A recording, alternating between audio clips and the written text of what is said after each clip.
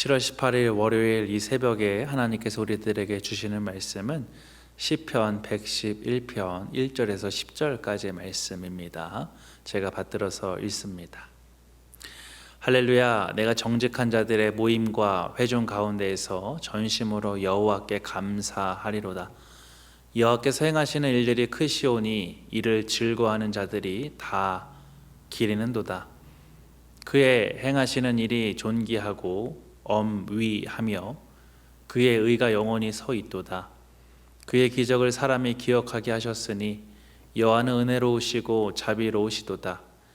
여호와께서 자기를 경외하는 자들에게 양식을 주시며 그의 언약을 영원히 기억하시리로다.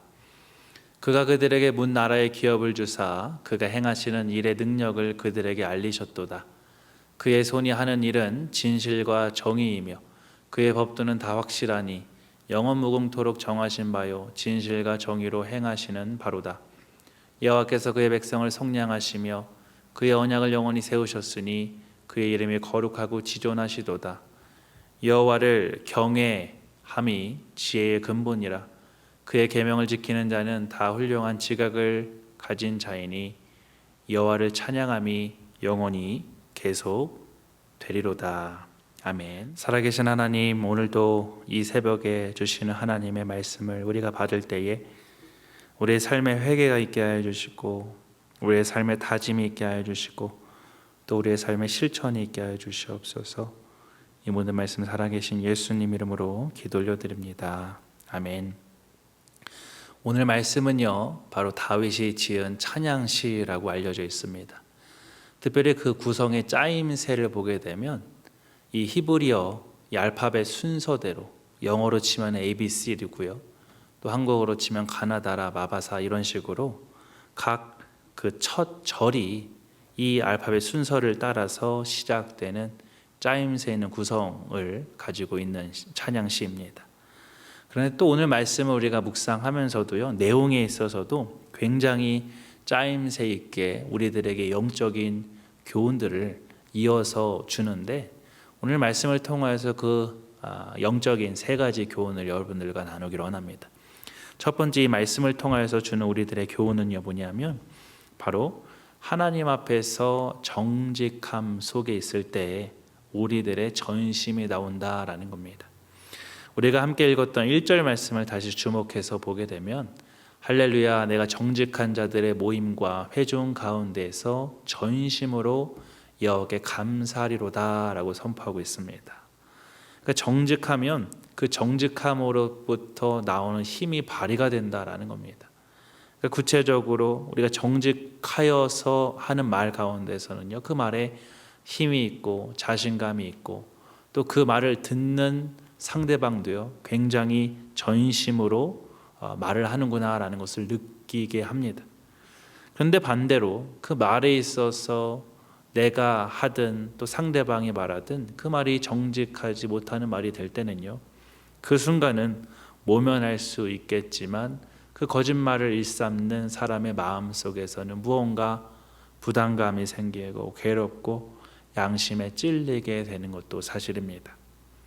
즉 정직이라는 것을 한번 생각해 보게 되면 정직할 상황이 있고 또 정직하지 말아야 될 상황이 있다라고 생각도 하는 것 같습니다. 대부분의 경우에는요 정직한 것이 답이 되고 또 정직하게 전공법으로 가는 것이 우리의 삶에 있어서 또 신앙생활에 있어서 참 지혜가 되는 경우를 많이 보게 됩니다. 또 그 상황만 모면하고자 또 거짓말하고 싶은 유혹이 들고 또 부인하고 변명하고 싶은 마음이 들지라도 전공법인 그 정직함을 택함 속에서는요 참 마음에 안심이 있음을 보게 됩니다. 제 어느 친구 목사님이 한 번은 이런 얘기를 합니다. 교회 권사님과 또 자신 이전에 섬기셨던 전임 목사님과 짝짝꿍이 되셔서 자신을 이 목회 초반에 너무 힘들게 하셨다라는 겁니다.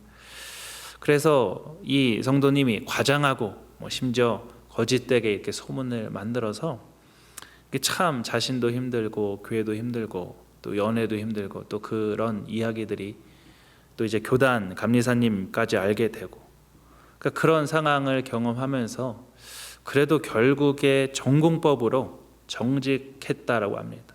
그리고 인내했고, 그러니까 결국에는 그런 오해들이 술술 풀어나가게 되는 결과를 자기가 경험했다라고 하면서 한마디를 한 그 말이 기억에 남습니다. 정말 힘든 순간에 자신이 마음의 힘을 얻고 위로를 얻었던 그 순간은 어땠냐면, 그래도 자신 스스로가 하나님 앞에서 정직하고 있고 또 떳떳하고 있다라고 스스로 고백할 수 있다라는 것 자체가 자신에게 위로이고 또 힘이 되었다라는 고백이었습니다. 또 이와는 반대로요, 또 정직하게 말하면 상대방의 걱정을 끼치는 것 같아서 주저하는 경우도, 또 거짓말을 하게 되는 경우도 목격하고 경험하게 되기도 합니다. 교회 어느 한 집사님께서 이제는 자신이 암에 걸렸는데 그 병명을 가족이 걱정할까봐 이제 속이는 그런 이제 결정을 하셨다라는 겁니다. 그래서 그런 상황들을 제게 얘기를 하시면서 목사님이 기도만 해달라고 하시는 겁니다. 이럴 때는 참 난감하더라고요. 결국에는 그 사실을 말씀하게 되시고 또 가족들이 알게 되셨는데, 어찌되었던 이러한 여러 가지 상황 속에서 우리가 정직하려고 하는 삶도 있고 또 정직을 포기하는 그러한 삶도 가끔씩 경험하게 되는 것을 보게 되죠. 그러나 오늘 말씀을 통해서 우리가 보게 되면 이러한 상황 속에서 정직을 하느냐 정직을 하지 않느냐라고 선택하는 것이 아니라 특별히 하나님 앞에서만큼은 분명하다라는 겁니다. 하나님 앞에서만큼은 정직할 수도 있고 정직하지 않을 수도 있다라는 것이 성립될 수가 없다라는 것이죠. 하나님 앞에서는 무조건 정직해야 한다라는 것을 보게 되는 겁니다. 그래서 혹여나 우리의 삶 가운데서 죄가 있고 또 범죄했을 경우에 우리가 할 수 있는 최선은 뭐냐? 정직하게 하나님 앞에서 나의 죄를 구하는 겁니다. 회개하는 겁니다. 그럴 때 하나님의 용서의 역사가 분명히 있게 되는 것이고, 또 내가 정말 삶이 견디기 힘들고 어려울 때 그때도 정직하게 하나님 앞에 솔직히 하나님 내가 지금 너무나 힘들어요. 하나님 내가 너무나 어려워요. 이렇게 정직하게 나의 마음을 쏟아내는 것, 그 정직함의 고백 속에 하나님이 들으신다라는 것이겠죠. 그리고 이러한 정직한 고백 속에 우리의 전심이 나오게 되어 있다라는 겁니다. 그래서 잠언 11장 3절은 이렇게 얘기합니다. 정직한 자의 성실은 자기를 인도하거니와 사악한 자의 패역은 자기를 망하게 하느니라. 여러분, 그렇습니다. 하나님께서 오늘 우리들에게 주시는 첫 번째 영적인 교훈, 정직의 전공법이 어떤 무기보다 강하다라는 교훈입니다. 하나님 앞에서는 물론, 특별히 오늘 말씀 가운데 또 오늘의 삶 가운데, 가정에서, 비즈니스에서, 교회에서 어느 결정의 순간 또 선택의 순간 이 정직의 무기로 한번 결정해 보는 하루가 되기를 주님의 이름으로 소망합니다. 두 번째, 주님께서 우리들에게 주시는 영적인 교훈은 뭐냐면, 이렇게 정직함을 가지고 또 정직함을 가지고 나가니까 마음이 전심이 됩니다. 그래서 전심으로 구체적으로 하나님께 감사하게 되고 하나님을 찬양하게 된다라는 겁니다. 오늘 우리가 읽었던 본문 말씀을 하나하나 살펴보게 되면 특별히 1절 후반부에요, 전심으로 나가니까요 감사하게 됩니다. 그리고 2절에 보게 되면 크신 하나님을 찬양하게 된다. 또 4절에도요 은혜롭고 자비로우신 하나님을 찬양하고 있고요, 5절에도 채워주심을 찬양합니다. 또 6절로 넘어가 보게 되면 하나님의 능력을 찬양하고 있고요, 또 8절에도 하나님의 진실하심과 정의로우심을 찬양한다라는 겁니다. 그러니까 전심이다라는 말 속에 어느 칼럼글에서는요 두 가지를 얘기를 합니다.